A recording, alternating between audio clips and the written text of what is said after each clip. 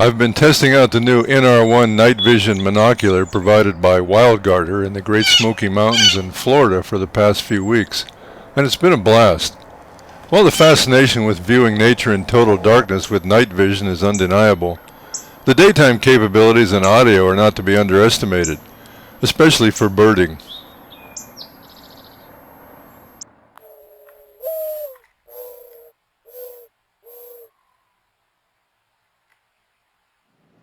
Today we're reviewing the Wildguarder night vision monocular provided by the people at Wildguarder, and I've spent the last couple of weeks with it really torture testing, and I'm really having a lot of fun with it. It's really a nice unit.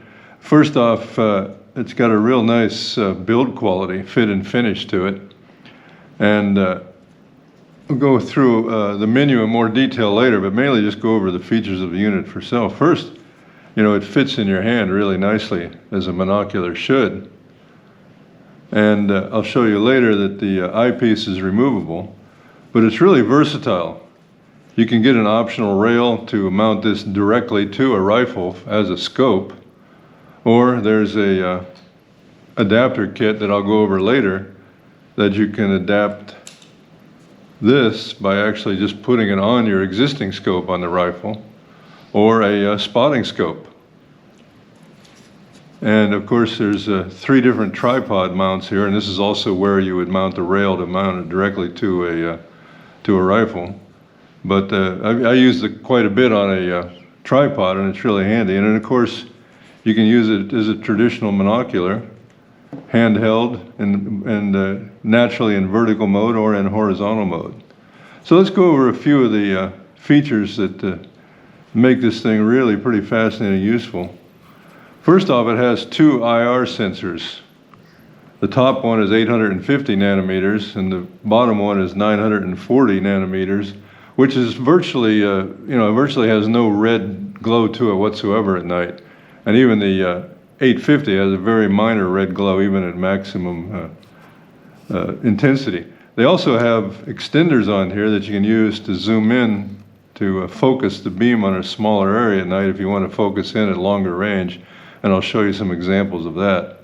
So these are both extendable.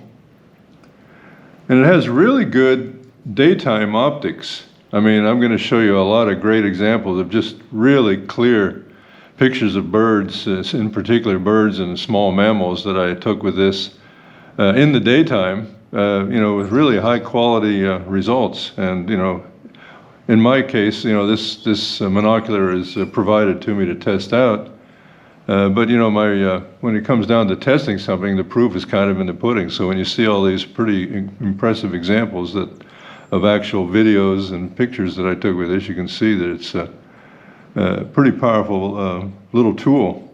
And the build quality is really nice. It's a combination of aluminum and plastic. One of the nice things about it with regard to expense is it uses a rechargeable battery,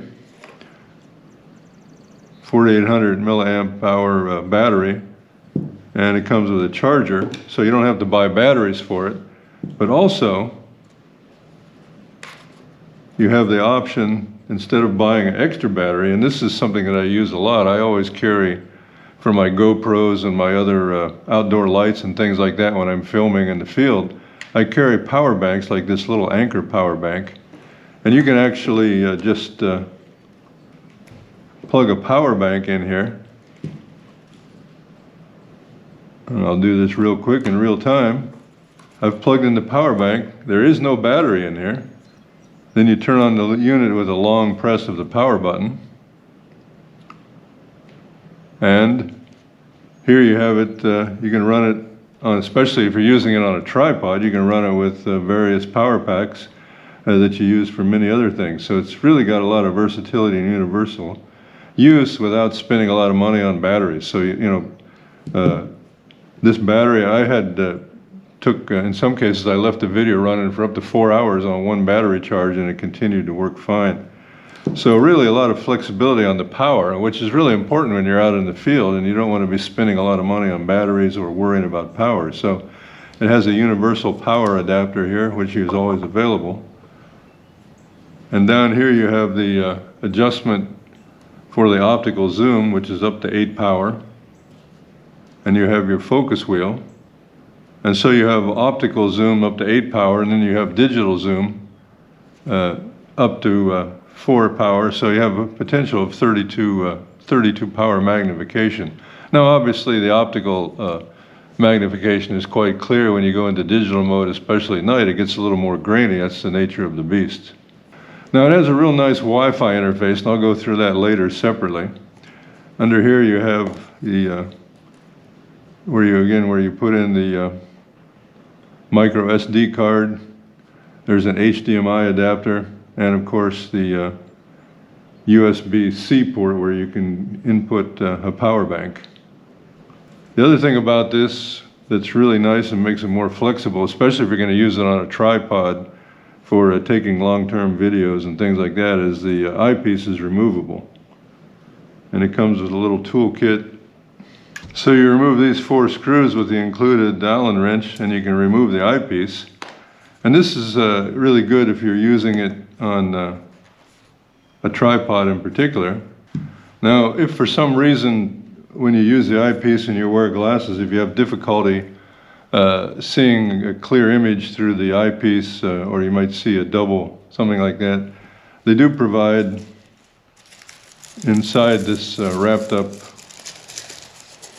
cloth, they provide a lens that you can carefully snap into the eyepiece that'll solve your problem if you're having trouble with your eyeglasses and things. So they really thought of a lot of ways to make it easy to use. I found that I didn't need to use this. It works fine with the eyepiece. So basically what I do is if I'm hand holding it, I use the eyepiece. If I'm using it on a tripod, I remove the eyepiece and use it pretty much like a traditional video camera, although it's connected to 2 IR lights and a optical light. So really very, very versatile. And for the price that we're talking about here, it's really an exceptional build quality and really pretty good optical quality. So with the eyepiece off, it's a whole lot easier to show things on the menu. You use the front button here. A long push on the front button turns on the laser. Right there. A long push will turn off the laser. And then if you see over here, the short pushes on the front button will change it from video to picture to reviewing what's on your disc.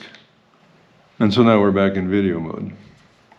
Now, it has a fairly simple buttons on it. And again, when we have 2 IR lights, I'm charging the battery right now, so I'm using this with the power pack like I would do in the field if I needed to use it on a tripod or something like that. Or if you have a long cord, you can use it and just put it in your pocket. I should add that it also comes with a nice strap, but I find that I don't really need the strap that much other than when I'm transporting it. And a toolkit with some extra parts, extra small screws that might get lost, so that's kind of nice. The top 850 nanometer IR light is going to be at intensity 3, 4, and 5, controlled by intensity 3, 4, and 5. And the bottom 940 nanometer IR light is going to be controlled by the IR intensity level 1 and 2.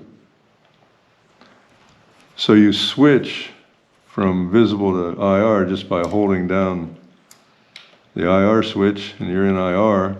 And then once you're in IR, so the first 2 intensity positions are the strong and weak IR intensity for the 940 nanometer wavelength, which is really good for concealment because you can hardly, there's just no visible red light whatsoever when you're using 940. And then so 1 and 2 are for 940, and 3, 4, and 5 are used for 850. And of course, 850 is going to give you the greatest clarity and the most distance, but it has a very, very slightly detectable to the human eye, small red glow, but certainly not that big of a deal. And then a long press on the forward thing, and you turn back into visible mode. And you use the left and right arrows for the digital zoom. And of course I spent a lot of time practicing with the digital zoom, but anytime you use digital zoom, of course, it's going to get, you're going to lose a little degradation of the quality of the picture or the video, especially at night. But it's a trade-off between really getting in close. And I found that with the way the monocular is set up with the two different wavelength lenses, you can zoom in when you practice with the different intensity levels depending on the distance to your target. You can really get some pretty clear zoomed-in images at night. The left and right buttons in this mode is what you zoom in and zoom out on. The menu is just actuated by a long push on the center button and a long push to put it back. Now if you're in video, whatever mode you're in, if you want to execute a video or a picture, you just make a quick tap of the center button and you can see we're in the record mode. Now the distance, IR distance in total darkness is advertised at around 400 yards. I didn't test it at anything close to that range. I tested it certainly to at least 200 yards or so, and it worked fine. And I'll show you some examples of how you can zoom in on it.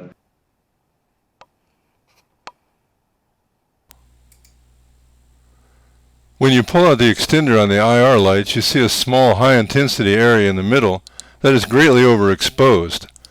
But when you zoom in on this area, you can see much greater detail at further distances than normally possible.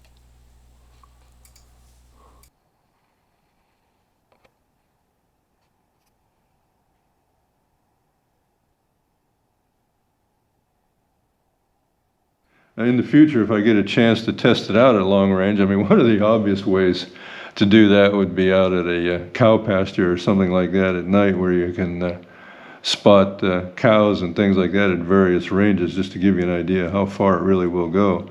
But really quite powerful, and certainly at the ranges that I normally use, it's pretty impressive. The other thing is there's 7 different reticles or crosshairs and 4 different colors, so there's 28 different options for reticles that you can use. And I'll show you an examples of that when I go through the menu.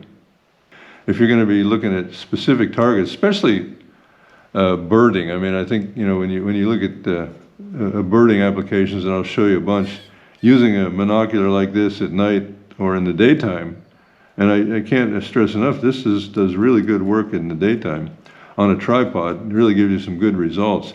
One advantage of this is that the file size it takes 15-minute videos at 1920 by 1080, 30 frames per second. Takes 15-minute videos, then it resets, so it can take continuous videos. And it'll shoot video, particularly in the daytime, it'll shoot video for beyond 4 hours. So it's the kind of thing you can cover an area, zoom in if you're watching a hotspot or something like that, and you can run it for a long period of time. Also at night, it'll run for a long period of time, even with the IR. It'll certainly run for several hours continuously in video mode. And just one other thing to mention, the unit comes with a real nice carrying case that would provide protection. It doesn't take up a lot of room. It really fits in there well. The monocular comes with an adapter kit, so you can attach the monocular to a scope or a spotting scope and record and also magnify what you're seeing. I tried it out and it works pretty good. I'll show you real quick. It has 3 different nylon rings and then a aluminum adapter that attaches it, and we'll do that right here real quick. You use the nylon adapter that fits the scope or the spotting scope, and you have this little locking ring, and then you simply fit that on like that, and it automatically centers it up, and then you attach the locking ring, and then the locking ring just tightens up onto the scope. So you firmly tighten the locking ring onto the scope, and once you have it firmly on the scope, then you just put the locking ring on, and it clicks right in space, right like that. And there you have it. Real simple, works good. Should fit on many spotting scopes as well as rifle scopes. I'm only really interested in wildlife viewing and filming with this monocular, but I did test it out mounted to an air rifle scope and fired handheld at 50 yards at the lowest or darkest possible setting, and it worked fine. Okay, let's go through the menu quickly. You activate the menu by pushing down on the center button and holding it, and you get the menu. It's a whole lot easier to see the menu with the eyepiece removed. And you navigate through the menu using the left and right buttons. You have a reticle adjustment, which you can adjust the X and Y positions of your reticles. And you have 7 different reticles.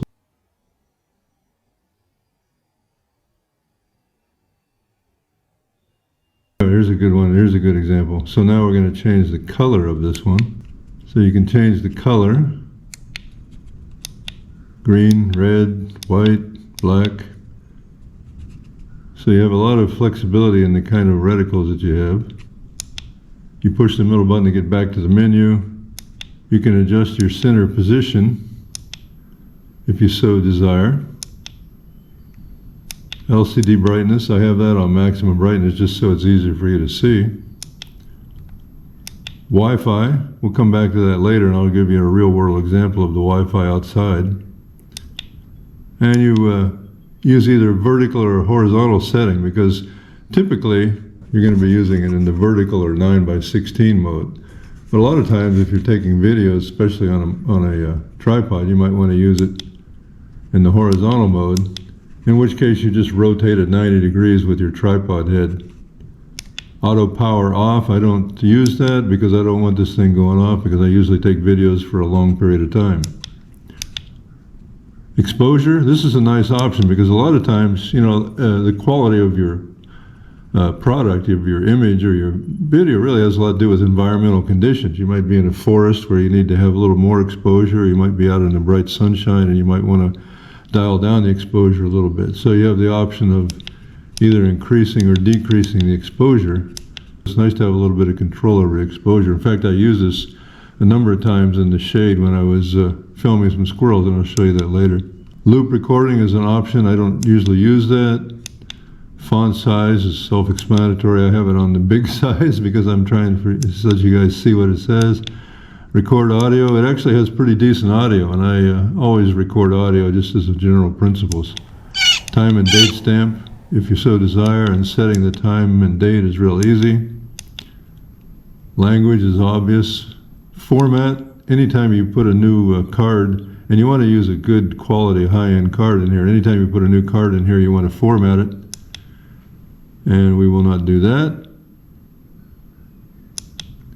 And you can return to default settings and version. If you ever have to update the software, you might be able to do that. And then to get back out of the menu, you simply hold down the center button and recall that I left that on there, so that's what it looks like. And now what I'll do is we'll go back to the menu, and now I'll hook up the Wi-Fi outside so you can see how it looks on your smartphone through the Wi-Fi enabled app. You just turn on the Wi-Fi and it gives you the information, and then you pair it with your phone. And when you go to your phone, you'll see Hinbacher, you'll see your Wi-Fi there, and it just connects. And of course it's going to say no internet, that's to be expected. Then you go to the VFCam app, click on the camera, and then we're looking through the monocle and control the monocle by the phone. Go to your settings and you can set the video resolution, which really is basically, there's a number of selections here, but it's really 1920 by 1080 at p30. And pretty much you have the same settings as you have on the menu. Photo settings, photo size, exposure. They does have a nice motion detection option right here, and I tried that out and it worked. Set the monocular for pictures or video and select motion detection in the app. And the Monocular will take photos or short video clips whenever motion is detected. You can see the test results on the directories within the app, where you can review the media on the Monocular or download it to your phone, which is very fast for photos and pretty fast for short video motion detection clips of 30 to 50 megabytes, but could take a few minutes for a 1.6 gigabyte 15-minute video. Okay, I'm out here and I've got the app hooked up to the tripod, and I have the eyepiece off. It's just easier to use that way. And come over here, when I try and get in the shade a little bit, you can see the picture through the monocle on the smartphone app, and I'm running the video right now. And it's pretty simple to use, pretty easy to connect.